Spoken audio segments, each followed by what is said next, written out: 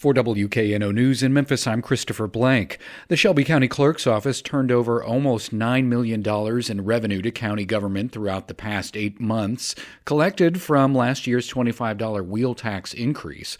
Bill Dries of the Daily Memphian says Clerk Wanda Halbert released new and corrected monthly revenue reports that were shared Tuesday by County Trustee Regina Newman and approved by the Tennessee Comptroller's Office. Comptroller Jason Mumpower sent an audit team to Shelby County last week to review revenue numbers and help Halbert submit accurate revenue figures. The accurate numbers showed the $25 wheel tax hike approved last June may fall short of the $17 million in new revenue it was to produce annually by the end of the fiscal year, June 30th. For 7 of the 8 months, it produced more than $1 million a month to go to debt on building 2 new schools and the county's share of a rebuilding of the Regional One Health campus. In July, the first month, it generated just over $4,000.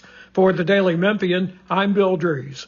U.S. Congressman Steve Cohen returned to Memphis from Washington, D.C. Wednesday afternoon to find a fire had burned down his Midtown garage. The Memphis Fire Department has not determined an official cause. No injuries were reported, and the fire was quickly extinguished. The Publix grocery store chain is eyeing a new location in Collierville. John Duncan, Collierville's economic development director, says it's not a done deal, but he is confident the grocer will locate a store in the suburb.